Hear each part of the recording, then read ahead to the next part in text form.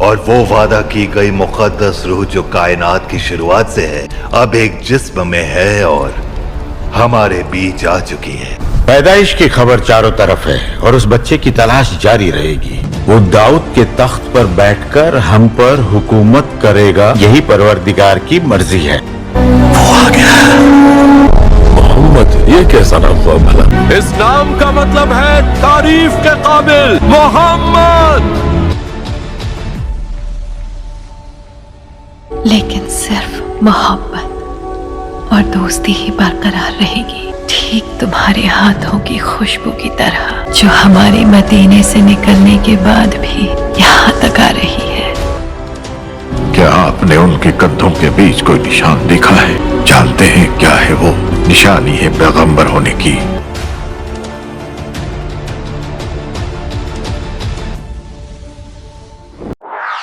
بسم اللہ الرحمن الرحیم۔ رحمت للعالمین حضرت محمد مصطفیٰ صلی اللہ علیہ وآلہ وسلم کی ولادت مکہ مکرمہ میں ربیع الاول 571 عیسوی یعنی عام الفیل والے سال میں ہوئی۔ جس رات آپ صلی اللہ علیہ وآلہ وسلم اس دنیا میں تشریف لائے، اس رات کعبہ میں رکھے تمام بت منہ کے بل گر پڑے اور اس طرح کے بے شمار معجزات کا ظہور ہوا جو اس بات کی علامت تھی کہ اس کائنات کا رہبر اور ہادی اس دنیا میں تشریف لا چکے ہیں۔ جب حضور کی پیدائش کی خبر آپ کے دادا عبد المطلب کو ہوئی تو آپ تشریف لائے اور پوتے کو گود میں لیا تو آنکھ بھر آئی۔ اپنے مرحوم بیٹے عبداللہ کی یاد آ گئی۔ دراصل آپ صلی اللہ علیہ وآلہ وسلم کی پیدائش سے قبل ہی آپ کے والد عبداللہ وفات پا چکے تھے۔ جناب عبد المطلب آپ کو خانہ کعبہ میں لے گئے اور اللہ سے ہر قسم کے فتنہ و شر سے محفوظ رکھنے کی دعا کی۔ جناب عبد المطلب نے آپ کا نام محمد رکھا۔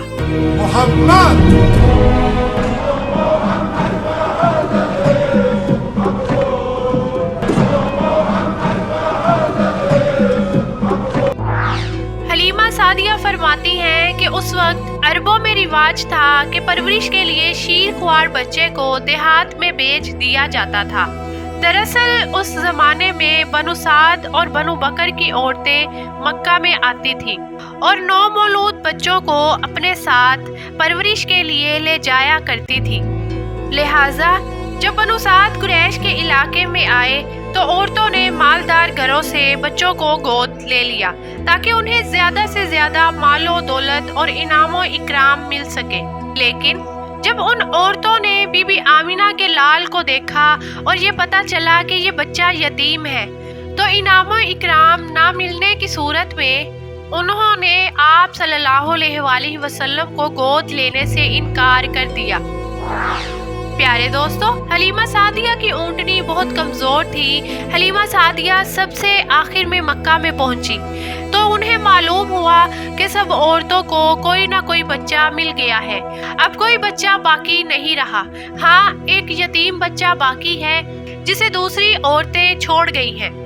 حلیمہ سعدیہ نے اپنے شوہر عبداللہ بن حارث سے کہا، خدا کی قسم مجھے یہ بات بہت ناگوار گزر رہی ہے کہ میں بچے کے بغیر جاؤں جبکہ دوسری سب عورتیں بچے لے کر جائیں، یہ مجھے تانے دیں گی، اس لیے کیوں نہ ہم اسی یتیم بچے کو لے لیں۔ عبداللہ بن حارث بولے، کوئی حرج نہیں، ہو سکتا ہے اللہ اسی بچے کے ذریعے ہمیں خیر و برکت عطا فرما دے۔ چنانچہ حضرت حلیمہ سعدیہ رضی اللہ تعالی عنہا عبد المطلب کے گھر گئی۔ جناب عبد المطلب اور حضرت آمینہ نے انہیں خوش آمدید کہا، پھر بی بی آمینہ انہیں بچے کے پاس لے آئیں۔ آپ صلی اللہ علیہ وآلہ وسلم اس وقت ایک اونی چادر میں لپٹے ہوئے تھے۔ وہ چادر سفید رنگ کی تھی، آپ کے نیچے ایک سبز رنگ کا ریشمی کپڑا پڑا تھا۔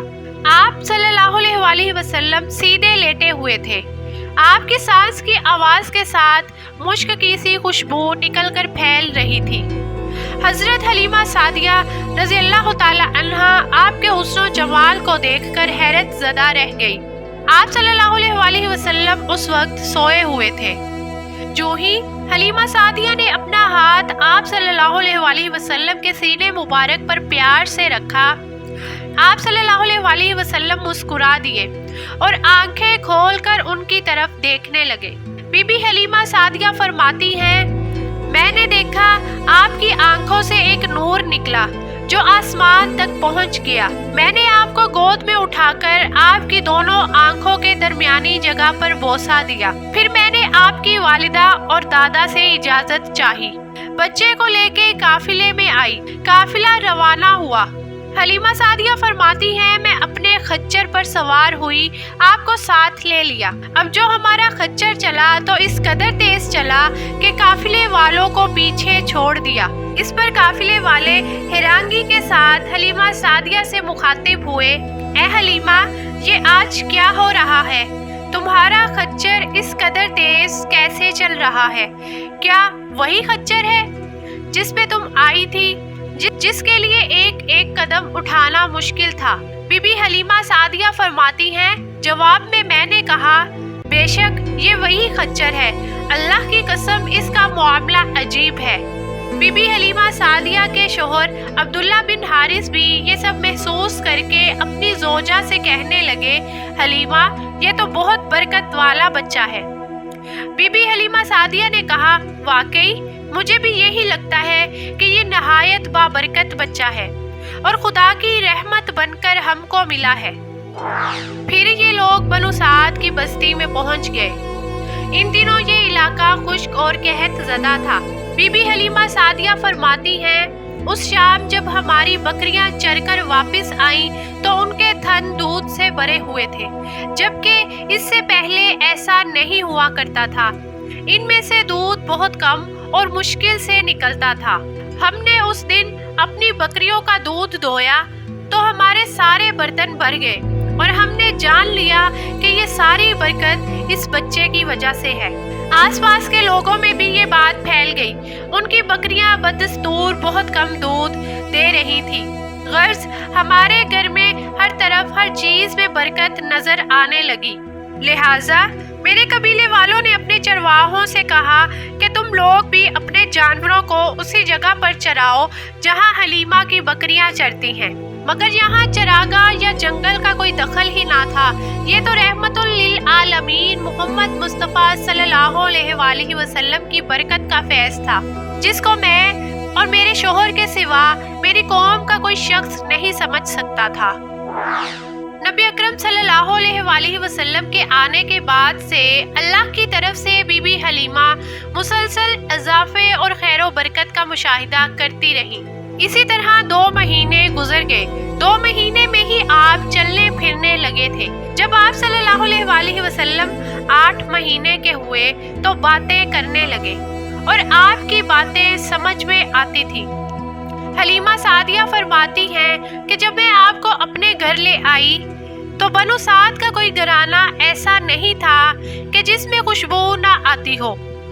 इसी तरह सब लोग आपसे मोहब्बत करने लगे। जब हमने आपका दूध छुड़वाया तो आपकी जुबान मुबारक से ये अल्फाज निकले, अल्लाहु अकबर कबीरा वल्हम्दुलिल्लाहि कसीरा व सुबहान अल्लाह बुकरतों व असीला, यानी अल्लाह तबारक व ताला बहुत बड़ा है, अल्लाह ताला के लिए बेहद तारीफ है और उसके लिए सुबह और शाम पाकी है। बीबी हलीमा सादिया फरमाती हैं कि जब आप 2 साल के हो गए तो हम आपको आपकी वालिदा के पास ले आए। उस उम्र को पहुंचने के बाद बच्चों को माँ बाप के हवाले कर दिया जाता था। इधर हम आपकी बरकत देख चुके थे और हमारी आरज़ू थी कि आप कुछ और मुद्दत हमारे पास रहे। चुनाचे हमने इस बारे में आपकी वालिदा से बात की और उनसे यूँ कहा कि आप हमें इजाज़त दीजिए कि हम बच्चे को एक और साल अपने पास रखें। मैं डरती हूँ कि कहीं इस पर मक्का की बीमारियों और आबो हवा का असर ना हो जाए। जब हमने उनसे बार बार कहा तो हजरत आमिना मान गई और हम आपको फिर अपने घर ले आए। जब आप सल्लल्लाहु अलैहि वसल्लम कुछ बड़े हो गए तो बाहर निकलकर बच्चों को देखते थे। हुजूर अकरम सल्लल्लाहु अलैहि वसल्लम आला सिफात और खूबियों की बिना पर बचपन से ही बाकी बच्चों से जुदा दिखाई देते थे। आप निहायत ही संजीदा मिजाज और गौर फिक्र करने वाले जहन के मालिक थे। हलीमा सादिया फरमाती हैं, एक रोज आपने मुझसे पूछा, अम्मी जान क्या बात है कि दिन में मेरे भाई बहन नजर नहीं आते। आप सल्लल्लाहु अलैहि वसल्लम अपने दूध शरीक भाई अब्दुल्ला और बहनों अनीसा और शीमा के बारे में पूछ रहे थे।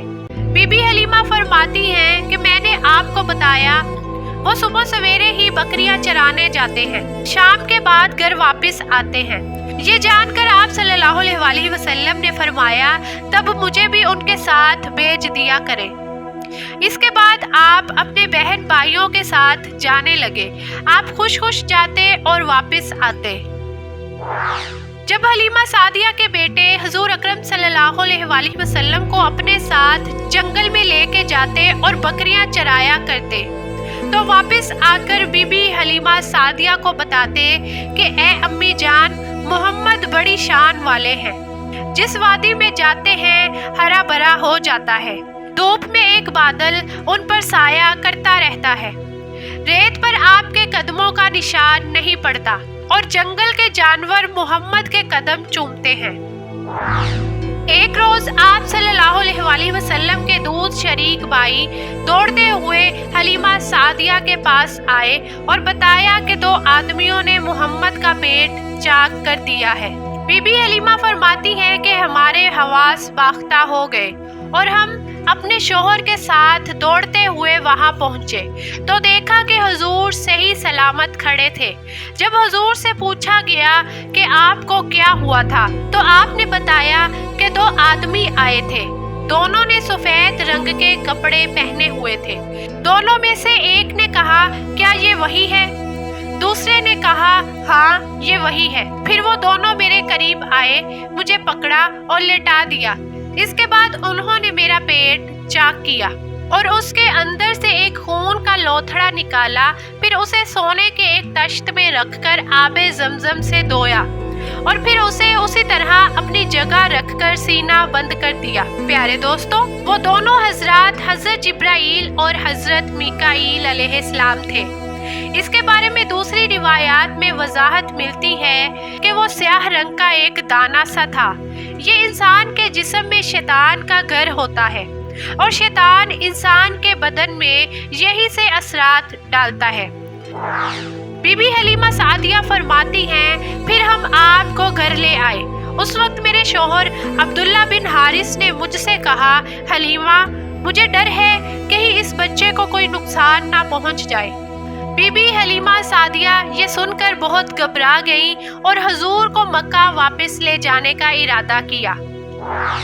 फिर हम आपको लेकर मक्का की तरफ रवाना हुए। जब मैं मक्का के बालाई इलाके में पहुंची तो आप अचानक गायब हो गए।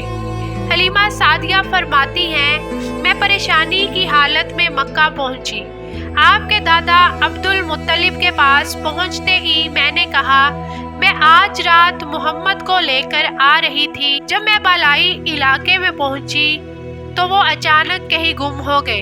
अब खुदा की कसम मैं नहीं जानती कि वो कहाँ है।